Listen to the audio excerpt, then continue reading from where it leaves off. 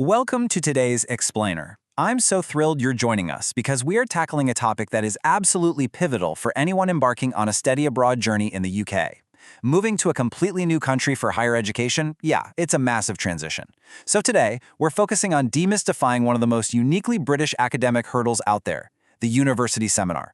We're going to break down the research, the guidelines, and the actual lived experiences of real students to give you a clear, actionable guide to thriving in your new academic environment. So, let's just dive right into the big question, shall we? How exactly do you survive a UK seminar when you're used to silent classrooms?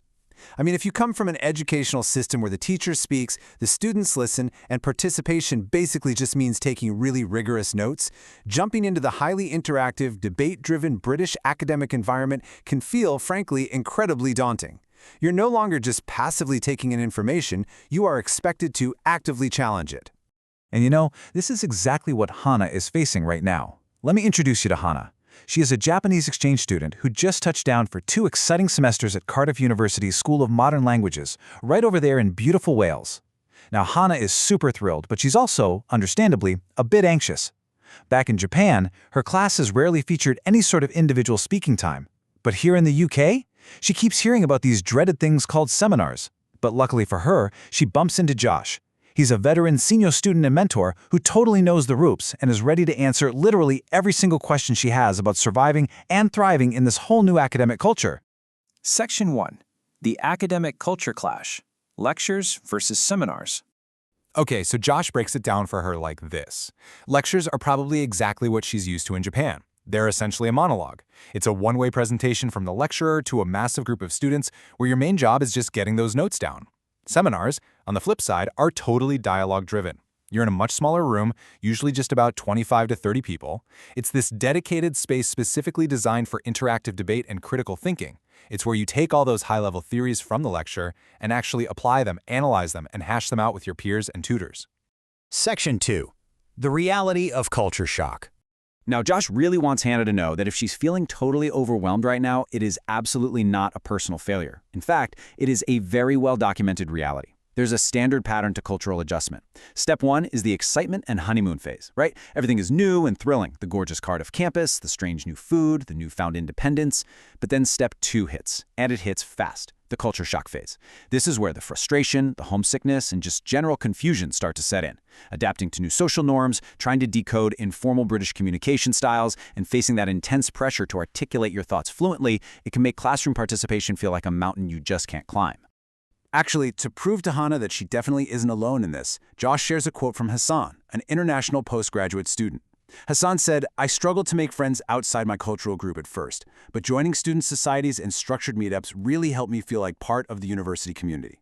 So the big takeaway here is that feeling excluded or hesitating to speak up because of a language barrier is a completely 100% normal part of the process. It's just a phase, and there are structured ways, like joining societies and finding peer groups, to push right through it. Section 3. Overcoming Seminar Anxiety. Josh's Toolkit. All right, first up in the toolkit is preparation. Josh's #1 rule is you have to give yourself plenty of time to read the assigned articles. Surviving a seminar actually starts way before you even step foot in the classroom.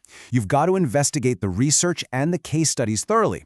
But, and this is absolutely crucial, don't just read to memorize the facts, read to form an opinion. Jot down physical notes of the opinions you might actually want to share.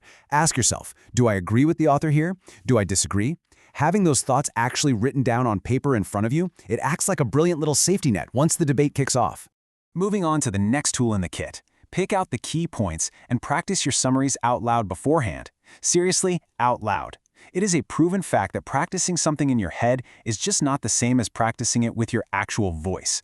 If you know you have to summarize an article, pacing around your room and saying it out loud helps your mouth get physically used to forming the English words, and it builds the very specific type of confidence you're going to need to speak up in front of your British peers. And that brings us to Josh's absolute ultimate hack, the rule of 1. Make a firm decision that at every single seminar, you will make at least one contribution. Just one. Even if your heart is literally pounding out of your chest, commit to raising your hand just that one time. By setting this really small, super achievable goal, you're building your confidence step by step. You definitely don't have to dominate the whole conversation. You just have to prove to yourself that your voice deserves to be in that room. Section 4. Inside the room etiquette and active listening. Now, a super vital part of classroom etiquette is active listening, which basically means providing space for others to articulate their thoughts without interruption. Josh reminds Hannah that a seminar isn't just a waiting room for your turn to speak. Sometimes students get so anxious and eager to drop their one prepared opinion that they completely tune out what their classmates are actually saying. Truly engaging in the seminar means giving others the floor and genuinely processing their arguments. And that leads right into the core etiquette of the room itself. You absolutely must be respectful of others' views, especially, and I mean especially, when you disagree. Because remember, seminars are literally designed to challenge your way of thinking. When you do disagree, introduce your views sensitively. Try to actually respond to comments made by someone else rather than just randomly pivoting to a completely new topic. Oh, and here's a fantastic trick Josh shares. If you're just way too nervous to make a bold declarative statement, ask an open question instead. Ask something that requires more than just a yes or no answer. It is a brilliant way to contribute to the academic vibe without feeling the pressure to provide all the answers yourself. As we get near the end of our explainer today, I really want you to remember this. Seminars are not designed to test you. And honestly, no one minds if you don't use perfect academic English. This was actually the biggest relief for Hannah to hear. A seminar is a safe space for exploration, a place to really get your hands dirty with the details of whatever you're studying. It is not a pop quiz on your English fluency. If you stumble over a word or, your grammar isn't totally flawless, it truly does not matter. The university accepted you because they want your unique perspective and your critical thinking. So the ultimate question I want to leave you with today is, what will your very first seminar contribution be? Are you going to ask a thought-provoking open question? Will you maybe politely disagree with a reading assignment? Just like Hannah, you now have the toolkit you need to navigate the Cardiff campus, or honestly, wherever your own study abroad journey ends up taking you. Do the pre-work, practice out loud, commit to that one single contribution, and remember that your voice is a totally vital part of the UK academic experience. Thank you so much for joining me for this explainer. Now get out there, raise your hand, and embrace the debate.